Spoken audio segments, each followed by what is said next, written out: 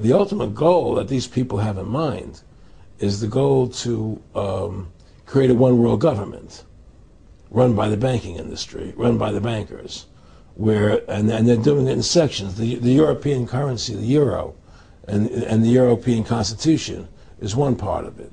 Now they're trying to do it in America with the North American Union, right? And they want to create a new currency called the Amero, right? And the whole agenda is to create a one world government where everybody has an RFID chip implanted in them.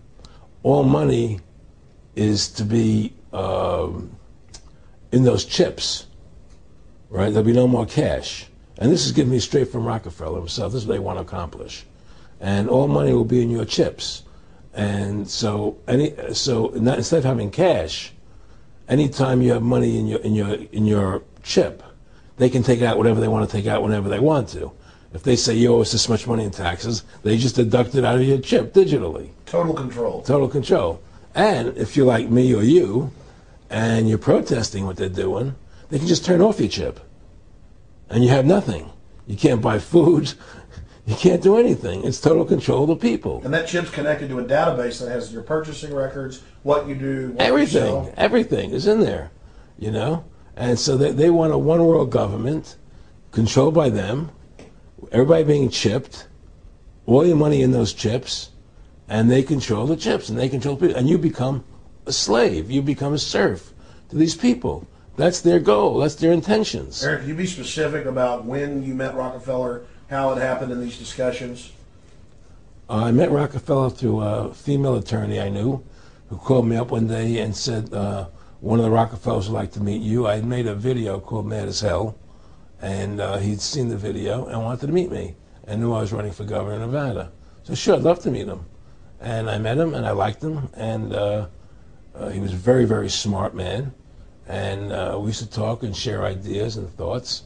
And he's the one who told me 11 months before 9/11 ever happened that there was going to be an event. Never told him what the event was going to be, but there was going to be an event. And out of that event, we were going to invade Afghanistan to run pipelines from the Caspian Sea. We were going to invade Iraq, you know, to take over the oil fields, establish a base in the Middle East, and make it all part of the New World Order. And we go after Chavez in Venezuela. And sure enough, later 9/11 happened, and I remember he was telling me how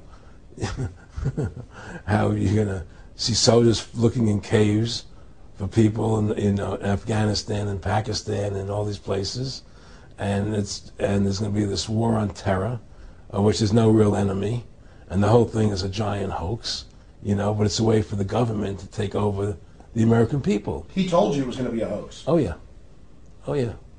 There's no question. He says there's going to be war on terror, and he's just laughing. There's no who are we fighting? I mean, why do you think 9/11 happened, and then nothing's happened since then? Do you think that our security is so great here that these people who pulled off 9/11, who were able to, can't knock down another plane? Come on, it's ridiculous.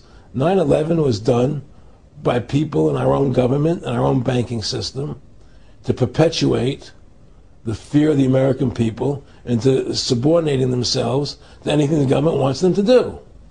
That's what it's about, and to create this war, this endless war on terror. And that's why and that was the first lie.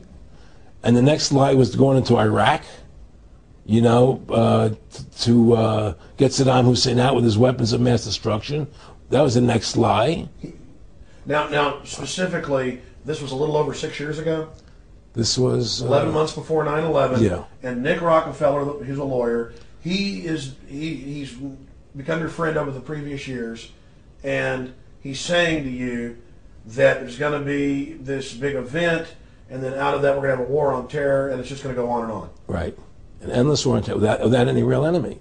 That you can never, so you can never define a winner. And did he say that it's going to be perfect because you can't define an enemy? It just goes on and on. Yeah, because you can't define a winner. There's no one to beat, so it goes on and on forever. And they can do whatever they want. They scared the hell out of the American public. Look, this whole war on terror is a fraud.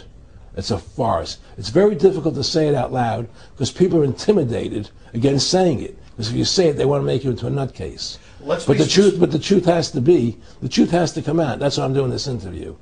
The fact of the matter happens to be that the whole war on terror is a fraud. It's a farce. Yeah, there's a war going on in Iraq because we invaded Iraq. And people over there fighting, you know.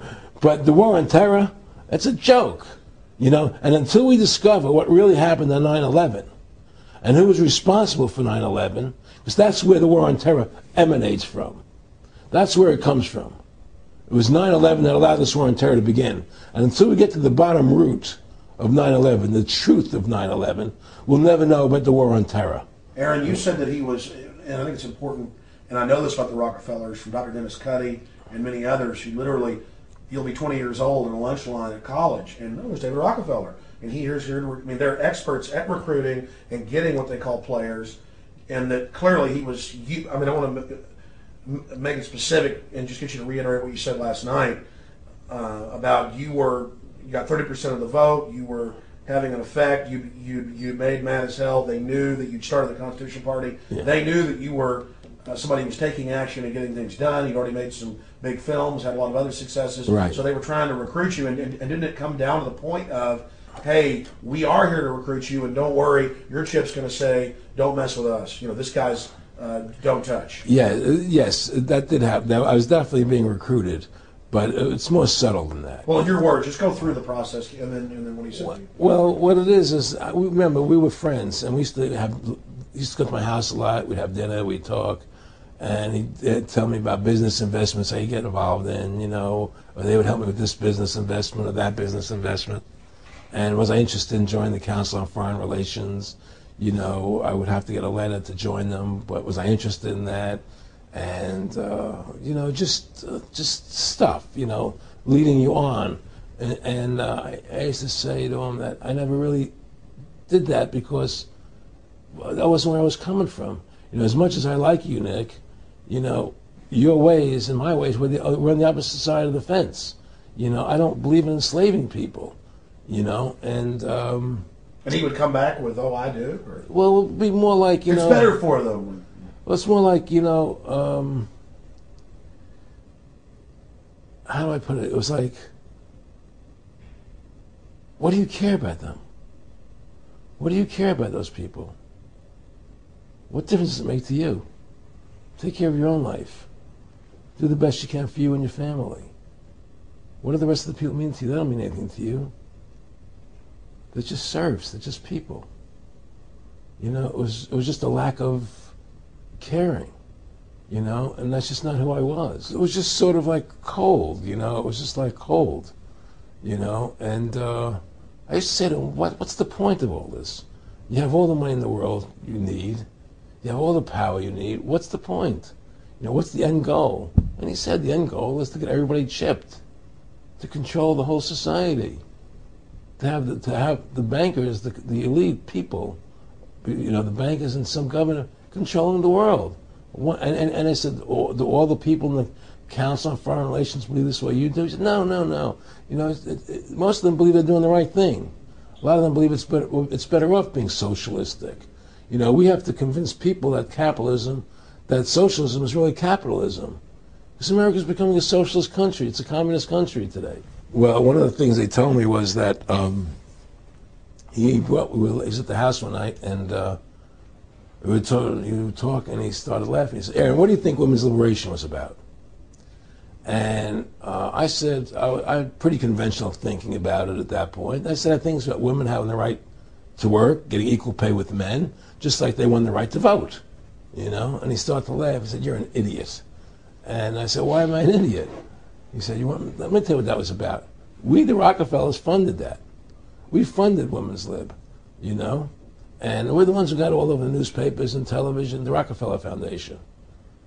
He says, and you want to know why? He said, there were two primary reasons.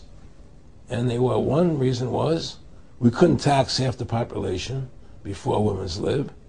And the second reason was, now we get the kids in school at an early age. We can indoctrinate the kids how to think.